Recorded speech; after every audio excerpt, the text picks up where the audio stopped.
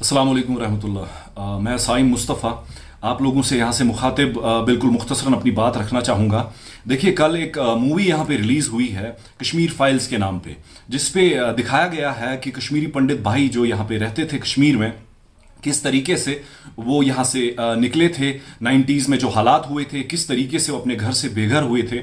बहुत ही एक दर्दनाक कहानी है उन लोगों की कि किस तरीके से वो अपने घर छोड़ के चले गए थे। एक इंसान ही एक दूसरे इंसान का एहसास रख सकता है कि जब कोई बेघर होता है तो उस पर क्या बीतती है। हमें कश्मीरी मुसलमान जितने भी यहाँ पे हैं उस चीज़ का एहसास है कि उनके साथ कैसे हालात हुए, किस तरीके से वो बेघर हुए और किस तरीके से फिर उनको अपनी ज़िंदगी गुजारनी पड़ी। लेकिन यहाँ पे मैं एक बात कहना चाहता हूँ, जो कि मूवी के डायरेक्टर हैं और जो अनुपम खेर साहब हैं, जो बार बार यहाँ पे वकील इस टाइम पे कश्मीरी पंडित्स के बनते रहते हैं कि उन पे जुल्म सितम हुआ है। हम बार बार मैं कहता हूं कि हमें उस चीज का एहसास है कि जब एक इंसान घर से बेघर होता है तो उस पर क्या बीतती है। लेकिन मैं यहां पे इनसे पूछना चाहता हूं, क्या इस कश्मीर की कहानी का दूसरा पहलू इनको नजर नहीं आता?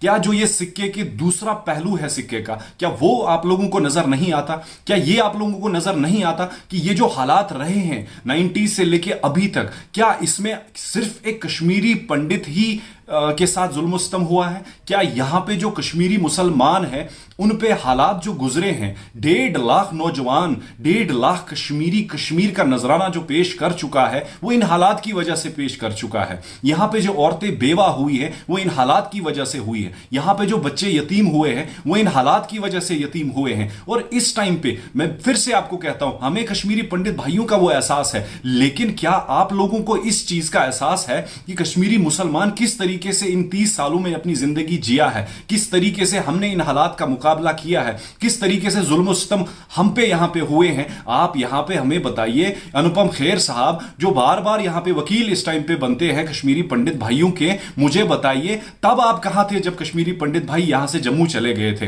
तब आप बॉलीवुड में खुद ऐश कर रहे थे, बॉलीवुड में अपनी जिंदगी गुजार रहे थे, करोड़ों रुपया कमा रहे थे। मैं आपसे सवाल करना चाहता हूं यहां पे, क्या आप हमें बताइए कितने चूल्हे वहां पे आपने जलाए जो कश्मीरी पंडित यहां से चले गए थे? आप मुझे बताइए कितने ऐसे घर आपने वहां पे आबाद किए, कितने कश्मीरी पंडितों को आपने यहां पे घर बनवा के दिए? आप मुझे बताइए कितने कश्मीरी जो छोटे छोटे बच्चे हैं उनके आपने स्कूल में एडमिशंस कराए और उनका खर्चा आप बर्दाश्त कर रहे हैं? अनुपम खेर साहब, कश्मीरी पंडित्स के जो आप वकील यहां पे बन रहे हैं, अगर आप सच में उनके हमदर्द होते, जो इस टाइम पे आप हमदर्दी का नाटक यहां पे कर रहे हैं, तो आप मुझे बताइए, आपसे यह सवाल है कि कितने कश्मीरी पंडितों का घर आपकी वजह से आबाद हुए हैं? जो आप इस टाइम पे नफरत की आग फैला रहे हैं, बिल्कुल एक प्रोपेगेंडा है, बिल्कुल एक कश्मीरी मुसलमान को बदनाम करने का एक प्रोपेगेंडा है। एक आग जो आप फैला रहे हैं यहां पे, नफरत की आग जो आप यहां पे फैला रहे हैं, आपका सिर्फ इतना एजेंडा है कि आप इस आग को भड़काएं, जबकि हम उन जख्मों पे अभी तक मरहम नहीं लगा पाए हैं। कश्मीरी मुसलमान के भी इस टाइम पे ऐसे जख्म हैं जिनसे अभी भी खून बहता है। मैं आपसे बताना चाहता हूं कि इस टाइम पे भी आप देखिए, अगर मरता इस टाइम पे कोई है, वो कश्मीरी मुसलमान ही इस टाइम पे मरता है।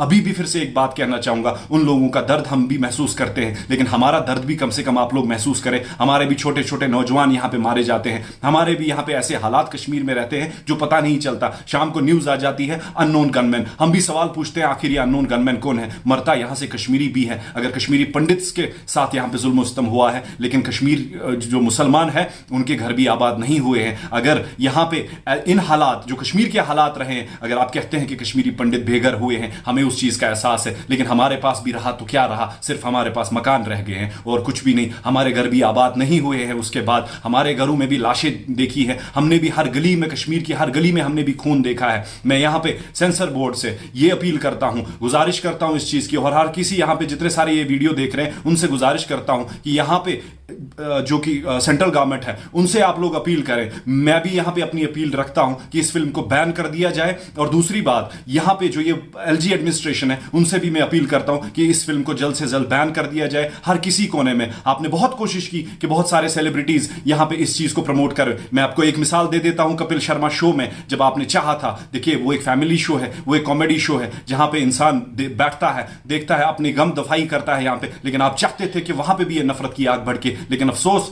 यहां पे आप लोगों के लिए अभी तक आपको इस चीज का एहसास नहीं है, अभी तक आपको इस चीज का एहसास नहीं है कि कश्मीरी मुसलमान यहां पे कश्मीरी पंडित्स के साथ कैसे अभी रह रहे हैं, यहां पे सिख बरादरी के साथ यहां पे कैसे रह रहे हैं। हम मिलजुल के एक दूसरे के साथ रह रहे हैं और यहां पे आज वकालत करने आप बॉलीवुड से आ जाते हैं और आप देखिए यहां पे अगर आप कश्मीरी पंडित के हमदर्द बन रहे हैं, कैसे हमदर्द है आप।